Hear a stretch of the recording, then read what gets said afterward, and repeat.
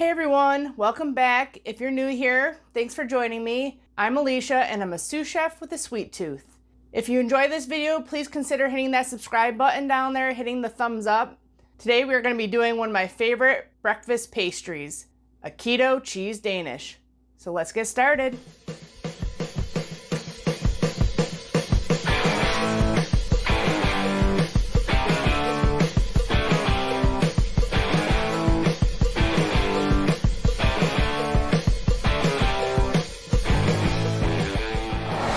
This was one of those recipes that I actually did quite a while ago. I was searching the internet for a cheese Danish and I did find a recipe. This is based off CJ's Keto Kitchen, but I did a couple different little tweaks to it to make it a little bit fluffier, a little bit less carbs. I am going to link her into this video because it was originally her recipe. There are 3 steps to this recipe. There is the filling, the dough, and a little bit of drizzle on top. We are going to be starting with the filling, and we are also going to be preheating our oven to 400 degrees. The first step is the cream cheese filling. Hopefully my hand mixer holds up. I put a little tape on it, so if you guys saw one of my other videos, it kind of took a poop on me, but well, I still haven't bought a new one, so we'll see if this works, because I do not want to grab out my KitchenAid just for this little bit of mixing we got to do. So I just have some softened cream cheese in here,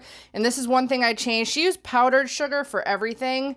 I didn't have a lot of powdered sugar, and sometimes it takes a while for it to get here to me, so I used, just like in my cheesecake recipe, which is basically the exact same kind of thing, cream cheese, some granular monk fruit sweetener, egg yolk, and a little bit of lemon juice and vanilla extract. So we're just gonna whip all this together.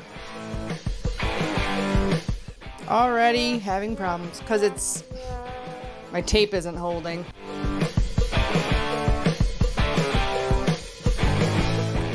Once that's creamed together, you add in your 1 egg yolk.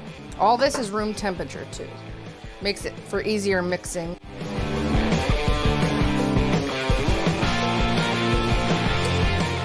It's working while I hold the tape. We're almost there.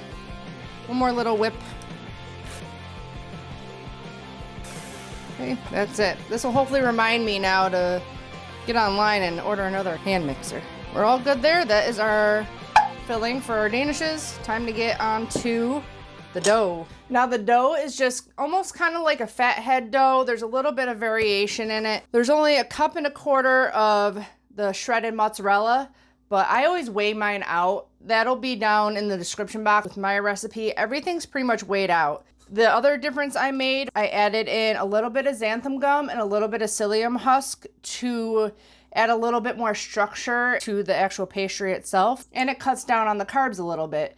The original for 1/8 of it was 4 grams of net carbs. For mine, it's only like a little over 3 grams of net carbs if you do it into 8.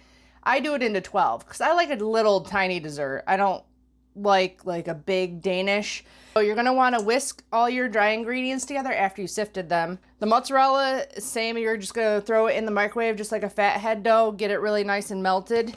And then you're going to have melted butter. And the other difference with this fathead dough, you're adding sugar to make it like a sweet dough. And then 1 egg. So I started with melting my butter. I'm going to add in, again, she used powdered sweetener in here. I'm just using some granular. I'm just gonna mix that in my butter and get it a little bit dissolved. And then I'm gonna add in just 1/2 teaspoon of vanilla extract. And then we're gonna get on to melting the cheese and adding all our other ingredients.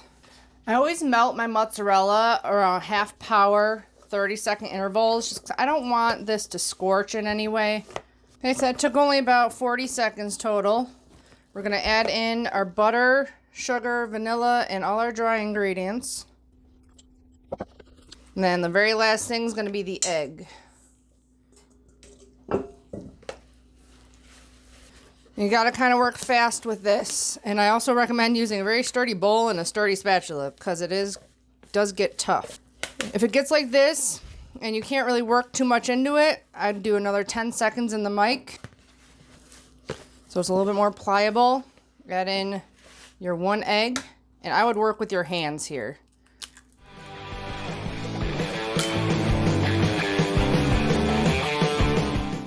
Your goal is to have a nice cohesive dough. With the xanthan gum and psyllium husk, it is going to be a little bit drier than the original recipe. So if you follow the original recipe, which they turn out great too, it might be a little bit stickier. So you might want to wet your hands, but this turns out a little bit less sticky. There is your dough. We're gonna wash our hands, get it in between 2 pieces of parchment paper, and we're gonna roll it out. Try to get it into a rectangle, because that's the shape we want to cut stuff into squares.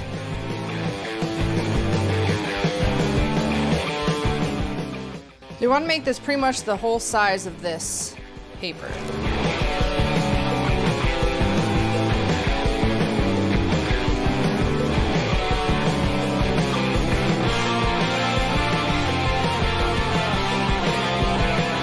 The only thing with the dough is I always have that problem of my parchment paper wrinkling in the middle. So we're gonna cut off, fill in there, do a little bit more rolling. We are thick in some spots too, like right over here we're really thick. You can also use your hands. If you've got wet hands, it'll work a lot better.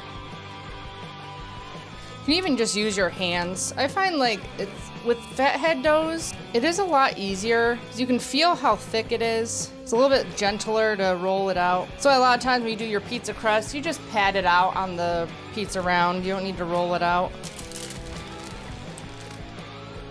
There, that looks nice. I'm gonna square it up a little bit more, but that's just because I'm a perfectionist and I like all my stuff to be nice and even. My hands are a little wet still, so I just pat it in, pat it out. So we get pre-made puff pastry sheets at work. This basically is what it comes and looks like right out of the package. So that's kind of what I'm going for. Okay, there is our rectangle. Now we're gonna cut this into 12. And that's just my personal preference. So I'm gonna do in half and in half. And then so that's 4, and then in thirds going down. And that's what I would do with a puff pastry sheet also. When I make pastries at work, you are gonna need something to pick these up with because they are not easy to work with. That's why I have a little offset spatula. Now you can just do them like this, you know, make a little like well almost in the center of them. That is the easiest way to do it. But I make mine into what normally most people would consider a Danish. You just want a little bit of an edge so that the filling doesn't spill out everywhere, just like that. Or, like I said, you can do pastry designs. So you take one, carefully put it on your sheet. You do a slit in each corner. And you put in a corner on each one. And this makes the classic pinwheel pastry. Then you just put a little filling in the middle. There you go. So that's the pinwheel. And then there's a couple other designs I'll show you. And this one, you cut a corner like this up to about there. And then same thing over on this side. Up to about there. And then you fold over, take each side. Cut all the way through. Come on. Make sure you cut all the way through. Oh, broke it a little bit, but we can put it back together. Fold it over like that.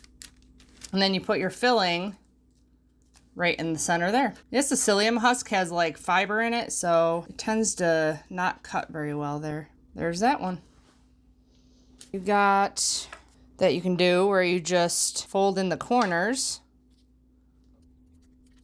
Like that. And then I stretch it out a little bit because you don't want it too thick in the middle. That's another one. You just put the dollop right in the middle.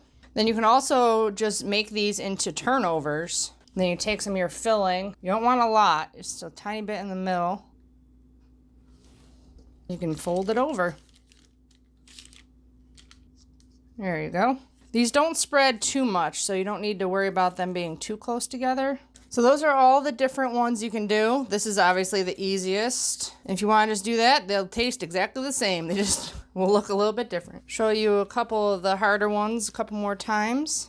So this one right here, push in all the corners. So you want to kind of keep it a square. That one kind of turned a little wonky. Let's try that guy again. Let's see if we can get a better outcome. These aren't easy to do with not puff pastry. It's fun to try at least. There you go, that's what you want. Let's see if this one will work.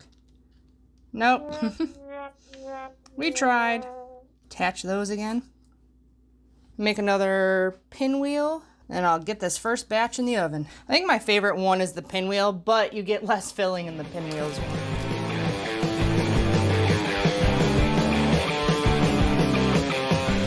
Just pull them into this. I think this one just looks the prettiest and is like the most eye-catching. So if you're bringing these over to like a, you know, a brunch or something, no one would think, oh, those are keto for sure. They look like regular pastries. Now we're gonna start filling these guys. There's quite a bit of filling, so you can put quite a bit in these. I actually haven't made this in a while, so these might actually all overflow. I guess you can probably get the most filling in this guy.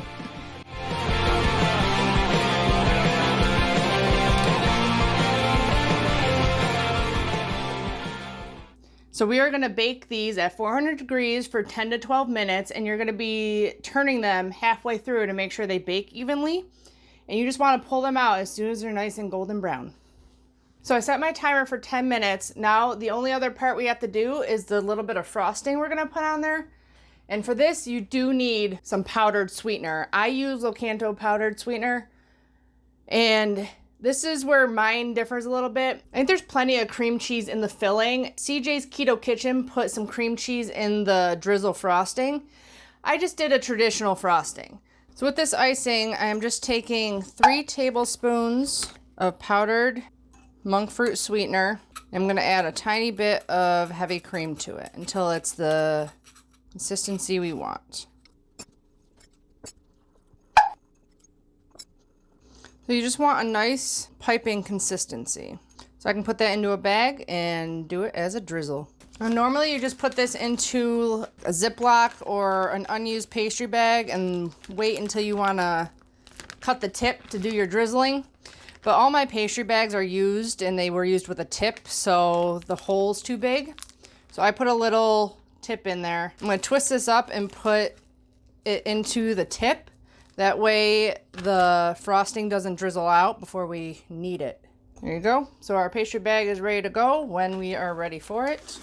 Okay, all our cheese danishes are out of the oven. They turn out, they're nice and sturdy. I let them cool for a while. I really like the pinwheel ones the best. Again, they look a little bit nicer if you put less filling in there. It'll stay more in the middle and it'll look prettier.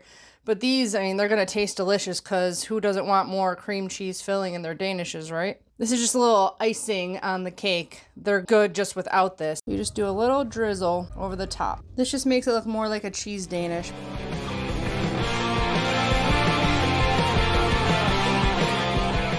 I'm barely putting any pressure on the bag because it is a little bit runny.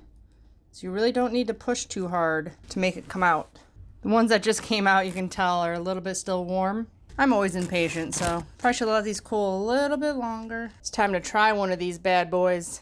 Here are our delicious cheese danishes. I already know these are going to be delicious, but I gotta try it anyways. I'm gonna break one in half. It's just like the cheese filling on a regular cheese danish. So that part's easy to make keto. It's the dough that really matters. But it's nice and fluffy in there.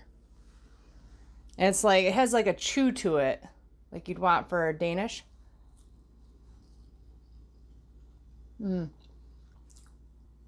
It's so good. I wish I would have thought to brew some coffee to have with my Danish.